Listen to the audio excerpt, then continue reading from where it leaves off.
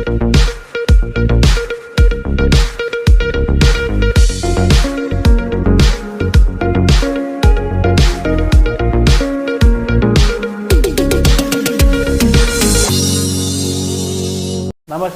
KVC news స్వాగతం. ప్రతిక్షణం సామాన్యుడి పక్షం. నేను మీ చలపతి. నేటి వార్త. నంద్యాల జిల్లాలో జరిగినటువంటి హత్యా సంఘటన ఎంత కిరాతకం అంటే, నారపరెడ్డి అనే ఆయన డిఎస్పీ గారికి, ఎస్ఐ గారికి, సిఐ గారికి, డిఎస్పీ గారికి, ఎస్పీ గారికి అందరికీ ఫోన్ చేస్తాడు. సార్, మా ఊళ్ళో తెలుగుదేశం నాయకులందరూ కూడా గుంపులుగా పోగేసుకుంటున్నారు, జమ అవుతున్నారు. మాకెందుకో ఊళ్ళో ఏదో జరుగుతుందని చెప్పని భయంగా ఉంది, హింస జరుగుతుందని భయంగా ఉంది, మీరు పోలీసులను పంపించండి సార్ అని చెప్పని పంపిస్తే, ఫోన్లు చేస్తే గంటలు గంటలు గడిచినా పోలీసు రారు. నంద్యాల హెడ్ క్వార్టర్కి, నంద్యాల జిల్లా హెడ్ క్వార్టర్కి, అంటే జిల్లా ఎస్పీ ఉండేటువంటి చోటుకి, అతను బస చేసేటువంటి విధి నిర్వహణ చేస్తున్నటువంటి చోటుకి 12 కిలోమీటర్ల దూరంలో ఉన్నటువంటి సీతారాంపురం అనే గ్రామం నుంచి నారపరెడ్డి అని చెప్పని ఆయన ఫోన్ చేస్తే పోలీసు రారు. ఎప్పటికి వస్తారు? కొన్ని గంటలు గడిచిన తర్వాత ఒక ఎస్ఐ గారు, ఒక కానిస్టేబుల్ గారు, ఒక హోంగార్డ్ గారు వస్తారు. వచ్చి ఏం చేస్తారే అంటే, ఈ నారపరెడ్డికి చెప్తారు, నువ్వు ఇక్కడ ఉండబాకు, నిన్ను చంపేస్తారు, మేము ఆపలేం, నువ్వు వెళ్ళి పోలీస్ స్టేషన్లో దాక్కో, నువ్వు అర్జెంట్కి వెళ్ళిపో పోలీస్ స్టేషన్కి. నువ్వు పోలీస్ స్టేషన్కి వెళ్ళిపోయి స్టేషన్లో కూర్చుని నాకు సెల్ ఫోన్లో ఫోటో తీసి వాట్సాప్లో నాకు పంపించు, నువ్వు వెళ్ళిపోయి ఇక్కడి నుంచి. విన్నామా మనం ఎక్కడన్నా? ఎప్పుడన్నా ఏ ప్రభుత్వంలో అయినా విన్నామా? ఈ రెడ్ బుక్ రాజ్యాంగంలో ఇది జరుగుతుంది. పోలీసులు అయ్యా నన్ను చంపుతున్నారని ఎస్పీకి ఫోన్ చేసి చెప్తే, చంపటానికి ప్రిపేర్ అవుతున్నారు, వస్తున్నారని చెప్పని ఒక 3 గంటల తర్వాత ఎస్ఐ వస్తాడు, 2 పోలీసులు వెంబడి పెట్టుకొస్తాడు. నేను నిన్ను ఆపలేను, నువ్వు వెళ్ళిపో ఇక్కడి నుంచి.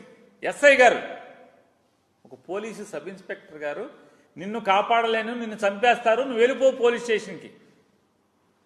పోలీస్ స్టేషన్కి వెళ్ళిపోయి నాకు వాట్సాప్లో ఫోటో దిగి నాకు పంపించు. రెడ్ బుక్ రాజ్యాంగం పోలీసు ఎలా ఉందో చూసుకోండి ఒకసారి. పాపం ఈ నారపరెడ్డి గారు పోలీస్ స్టేషన్కి వెళ్ళిపోతే ఈలోపు మొత్తం స్వైర వ్యవహారం. శ్రీనివాసరెడ్డి అనేటువంటి ఒక రౌడీ షీటరు, శ్రీనివాసరెడ్డి అనేటువంటి ఒక గూండా మందిని వేసుకుని,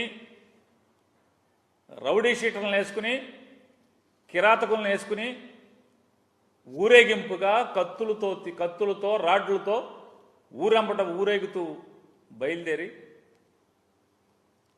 ఎవరైతే ఈ నారపరెడ్డి ఇంటికి వస్తూ దారిలో నారపరెడ్డి లేడు, పోలీస్ స్టేషన్కి ఎస్ఐ పంపించేశాడని చెప్పని కౌరు తెలుసుకుని, మనం ఎవడొకడిని చంపాలని వచ్చాం కాబట్టి నారపరెడ్డి తప్పుకుంటే ఎవడొకడిని వేసేయాలని చెప్పని సుబ్బారాయుడు అనేటువంటి ఒక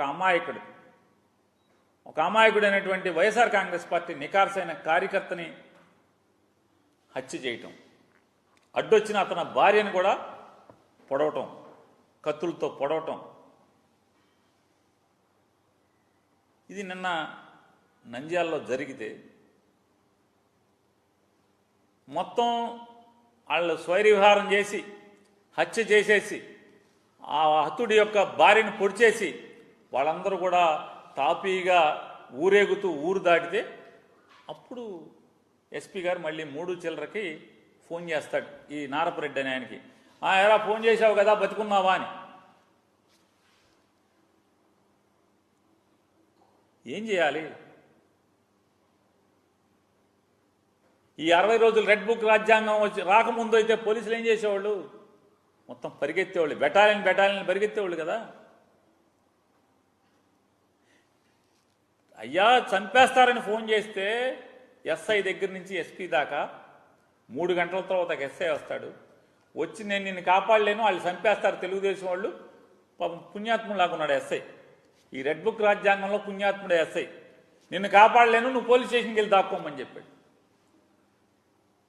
ఆ సుబ్బారాయుడిని ఎస్ఐ ముందే కానిస్టేబుల్ని కొట్టి ఎస్ఐని తన్ని వాళ్ళ ముందే సుబ్బారాయుడిని అనేటువంటి ఒక అమాయకుడిని చంపేస్తే దిక్కులేనటువంటి పరిస్థితి వాళ్ళ ఈ ఆంధ్రప్రదేశ్ రాష్ట్రంలో ఉంది.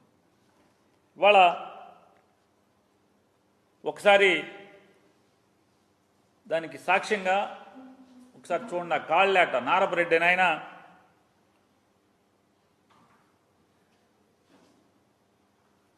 ఎస్పీ గారికి ఫోన్ చేసినటువంటి పరిస్థితులు, కాల్స్ అన్నీ కూడా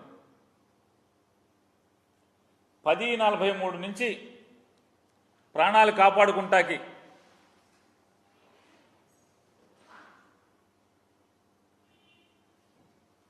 చూడండి 3:20కి కానీ ఆయన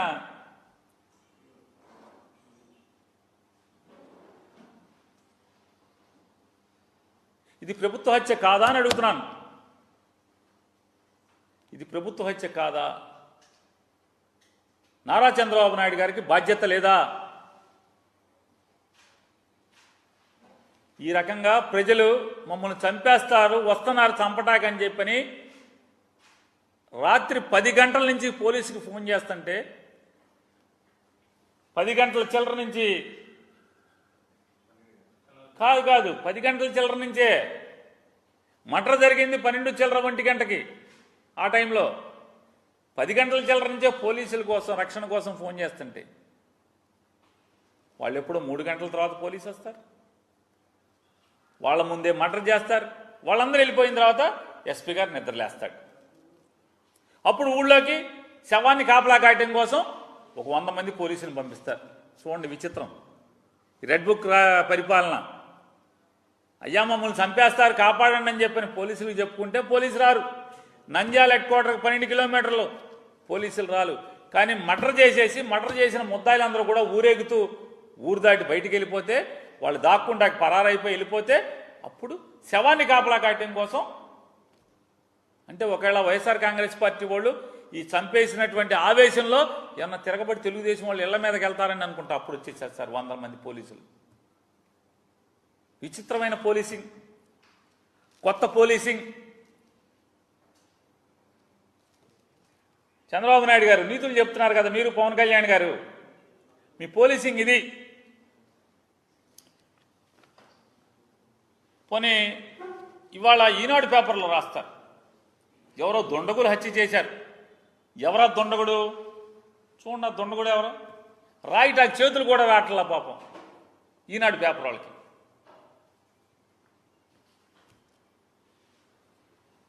మర్డర్ చేసిన వాళ్ళు వీళ్ళు, దుండగులు చంపేశారని రాస్తారు. ఇది జర్నలిజం. ఇంతటితో నేటి వార్త సమాప్తం. మరిన్ని వార్తా విశేషాలతో మీ ముందుకు వస్తుంది KV's news. Until then, signing off మీ కేవీ చలపతి.